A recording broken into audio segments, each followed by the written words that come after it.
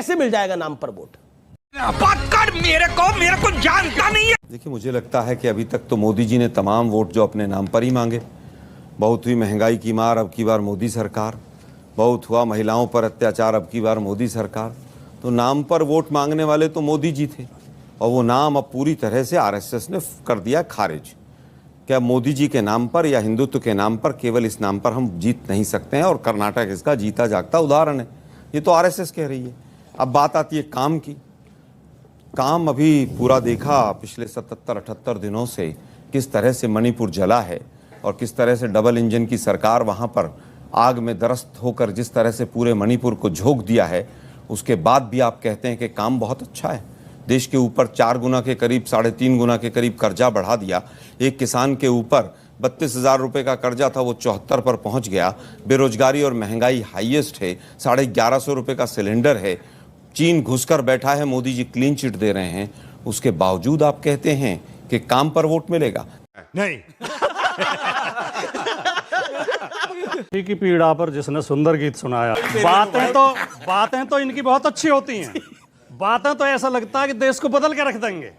ये दावा करते हैं कि मोदी जी ने यूक्रेन रूस का युद्ध रुकवा दिया था, लेकिन मोदी जी मणिपुर में फेल हो गए। मणिपुर की हिंसा नहीं रोक पा रहे हैं, बोल तक नहीं रहे हैं। आपने अभी जो सवाल उठाए, देखिए, जो अभी जो डिबेट शुरू हुई, 3-4 ऐसे शुभ संकेत मिले कि हमें लगता है कि इंडिया की सरकार तो बनने वाली है। जो बार बार हमें समझाते थे, ये नाम बदलते थे, इनकी केंद्र सरकार नाम बदलती थी, इनकी उत्तर प्रदेश सरकार नाम बदलती थी, मुगल सराय का नाम दीनदयाल नगर कर देते थे, लखनऊ का नाम बदलना चाहते हैं, इलाहाबाद का नाम प्रयागराज कर दिया। हम कहते थे नाम बदलने से क्या होता है ना, अब शहर तो वही रहेगा, सुविधा तो बढ़ेंगे नहीं। आज वो हमें उपदेश दे रहे हैं कि नाम बदलने से क्या होता है, इंडिया नाम रखने से क्या होता है। ये परिवर्तन देखिए आप।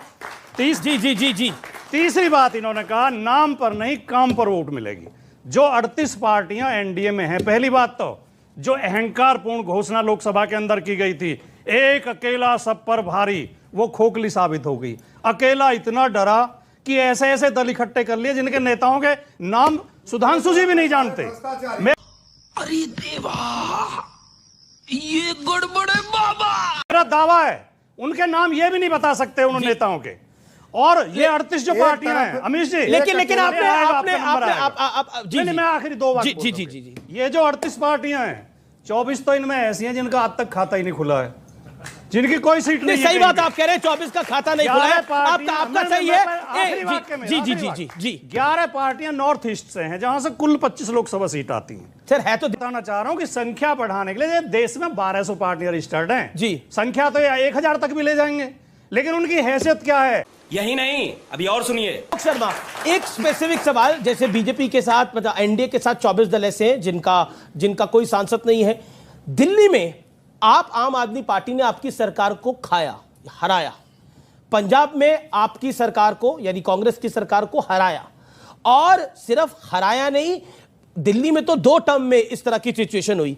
और आपकी लोकल लीडरशिप, चाहे वो अजय माकन हो, चाहे वो संदीप दीक्षित हो, चाहे वो पंजाब में प्रताप सिंह बाजवा हो, वो सब लोग आज कहते हैं कि ये सही नहीं है।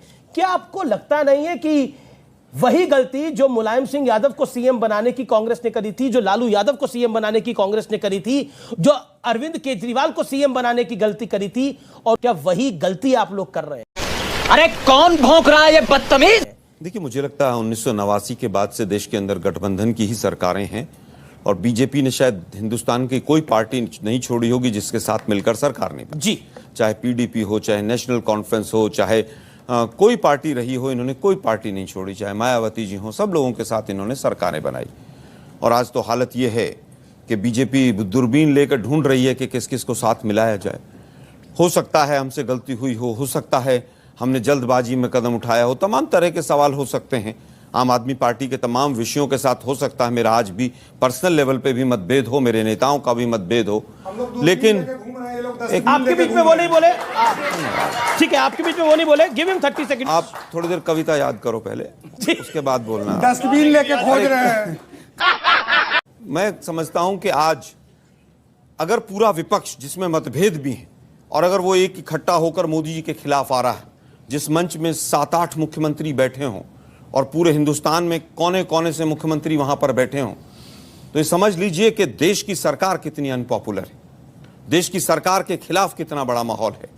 मुद्दे की बात यह है कि जो लोग भ्रष्टाचार पर बड़ी बड़ी बात करते थे, आज उनके अलायंस में कौन है? चक्की पिसिंग एंड पिसिंग एंड पिसिंग, वो इनके अलायंस में।